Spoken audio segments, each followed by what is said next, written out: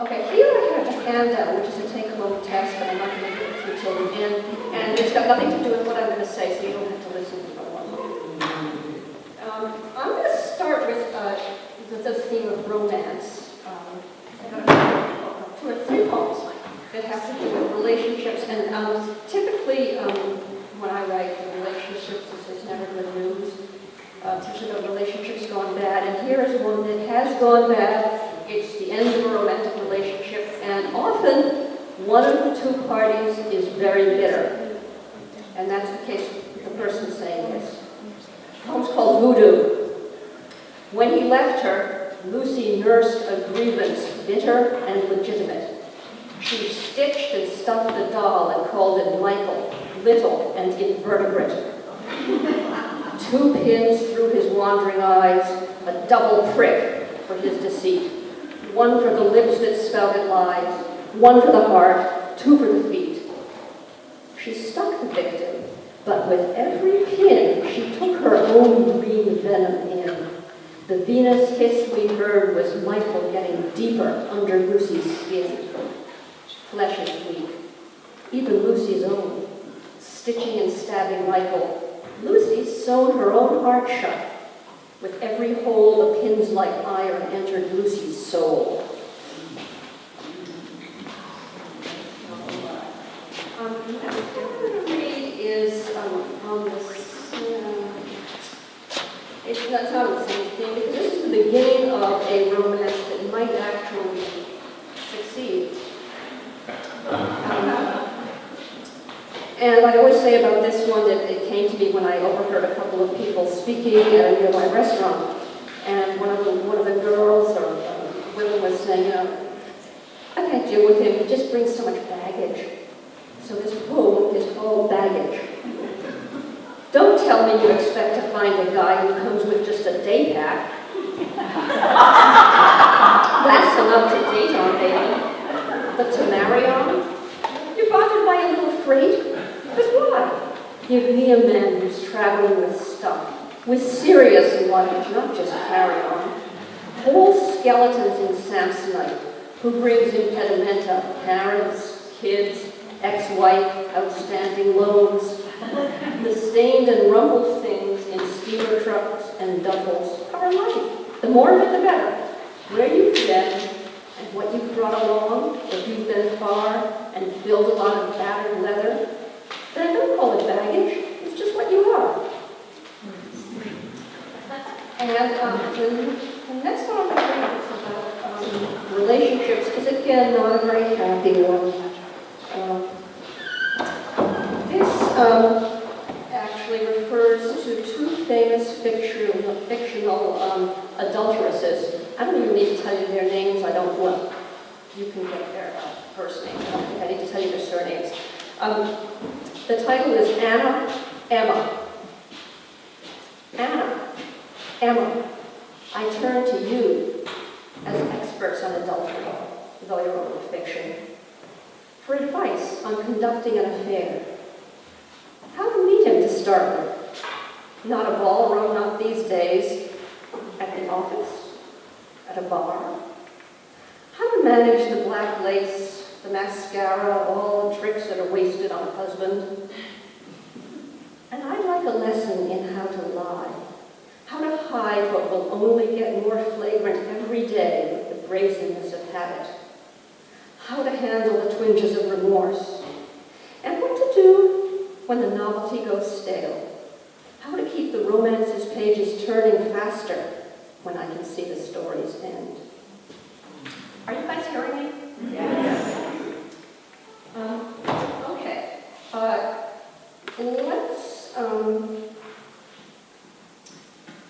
Let's do this book first. The next 2 poems are about clothes. This one is about a dress, and the title, Imposse, is a Latin expression you probably know, which is the opposite of inesse, where something actually is actual. Imposse means something is potential. So imposse refers to the dress that the speaker's talking about. Everything about this dress is right, or could be, if I had a 24-inch waist. But no, I'm several inches more, and the belt and hips have always been too tight. Why do I keep it then?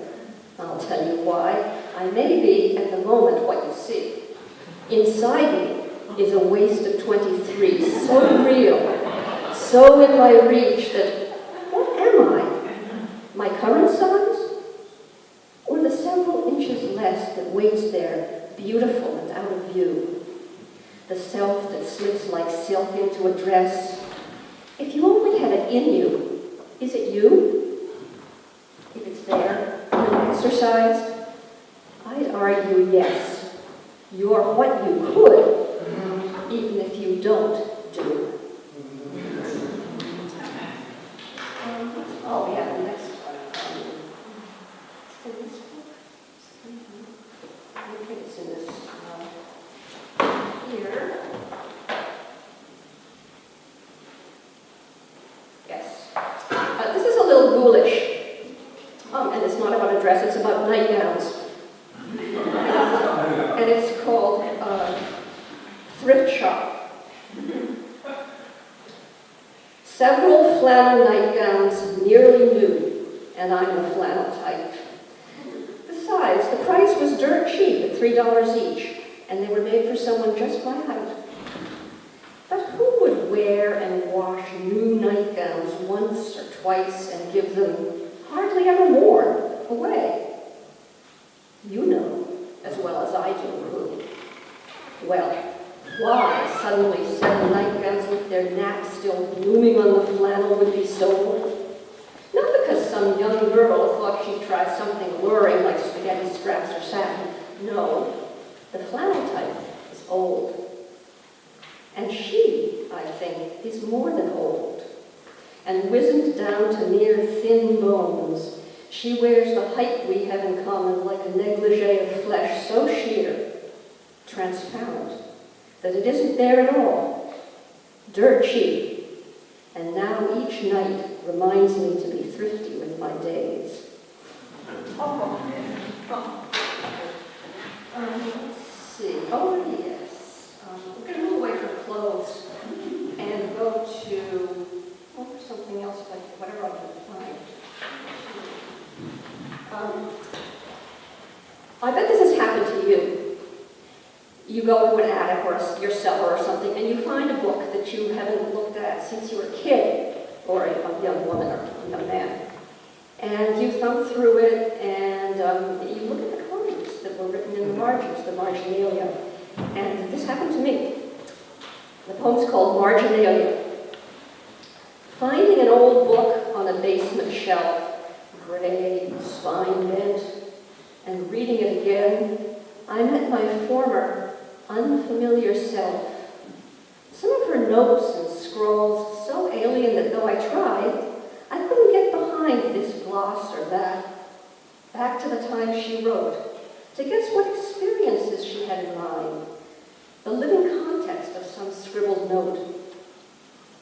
Or see the girl beneath the purple ink who chose this phrase or that to underline, the mood, the boy that lay behind her thinking. But they were thoughts I recognized as mine. And though there were words I couldn't even read, blobs and crossouts, and though not a jot remained of her old existence, I agreed with the young annotator's every thought. A clever girl. So what would she see fit to comment on? And what would she have to say about the years that she and I have written since, before we put our book away? Let's see. The next one is an experience that we've all had. You're sitting down to eat and you have a spoon, and you look at your reflection in the hollow part, the bowl of the spoon, and it does weird things, or you look at your reflection on the other side, and it does different weird things. So this is a reflection on looking into my image in a spoon. Reflection. The spoon gives me my face to swallow, making my facsimile an upside-down, elastic, hollow monster of concavity. Or turn it over, and convex, the features slide away from me, unhuman, wrong. The spoon reflects a pin-headed grotesquerie. Find a mirror for a candid likeness. Unfamiliar, right, human. Find an even-handed judge of beauty to invite from somewhere in the universe the stars beyond the spotted moon and ask which image he prefers. Even odds, he'll choose the spoon.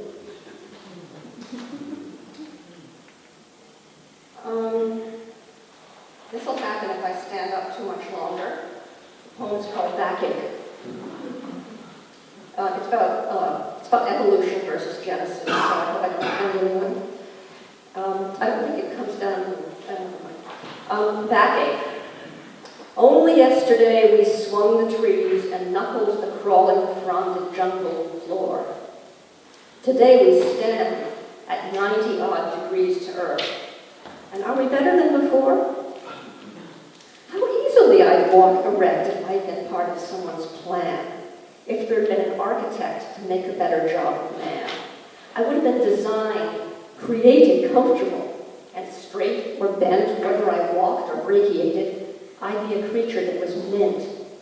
Not this, a taller ape with naked skin, a little more of brain and less of chin, a feeble spine, an aching happenstance, comes sloping into upright just by chance. Okay, now I actually have a visual aid here. You recognize this? Anyone? Okay. Yeah? Okay. Because that's what this poem is about. This thing is called Un bar aux folies bergères. It's by Manet. I'd like to describe an accident I had where I fell suddenly into two dimensions.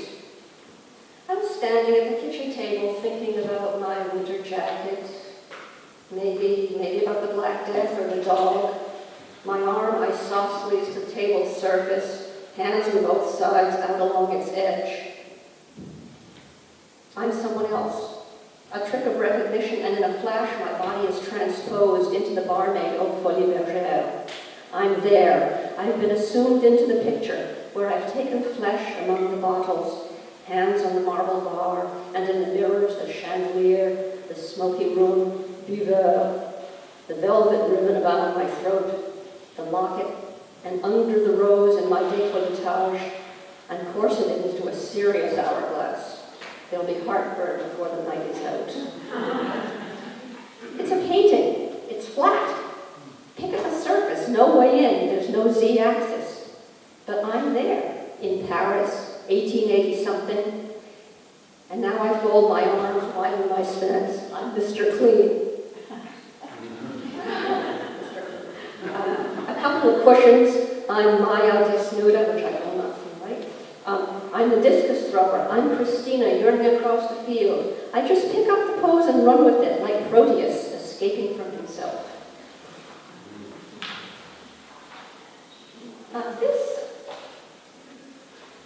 This poem is told by a midrash. It's stories or commentary, I think I'm right, of rabbinical literature.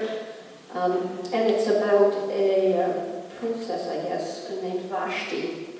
And whether it's true or not, or just an embellishment of a story, you decide. Vashti refused to dance for Ahasuerus, naked as he wished.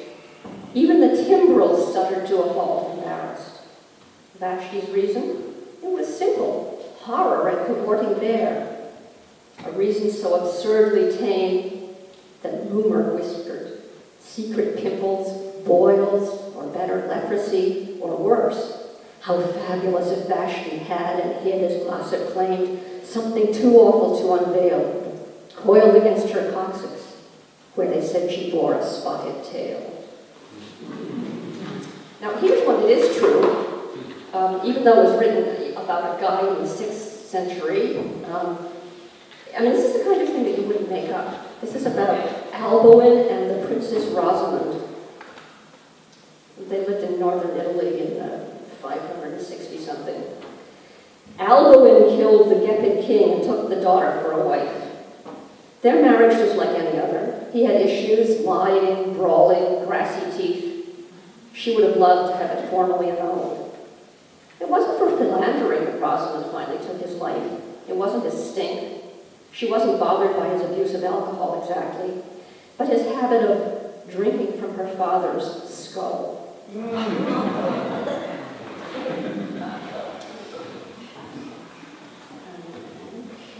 we have a couple more. This is a different take on Sleeping Beauty, and I guess it also is a little grotesque. It's more than a little grotesque.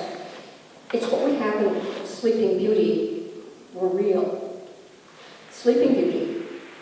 A hiker stumbled into a sudden clearing, panting and briar-raked, swung down his pack, and stopped on a paved walk under a chateau where, beneath the geometric flower beds, an antique woman, slippers, scrambled hair, collapsed lips, clawed the stones with a balding broom. Stripping off his shirt, the young man stood a moment to wait for his lungs and legs to mend. She watched him drink, his white throat cambered back, the spilling water glistening down his breast. Her eyes hung pink and low. She shuffled nearer, patted her wilted bodice, wagged her head, screwed her glance at the stone facade gone threadbare, and gummed and tongued the tail of a turret room. That's where I spin the cold days into years, she said. I doze and wait for a special friend. The parterres winked, to arouse my maidenhood. As fresh as these young roses, so much resting kept my body young, my face intact. 100 years and now a happy ending. And the garden, triangle, circle, demi-lune, didn't blink as through the boxwood squares. He backed away to the trail he bruised through the wood and fled down into the aging afternoon. I mean, 100 years is a long time to stay in for, even if you are asleep.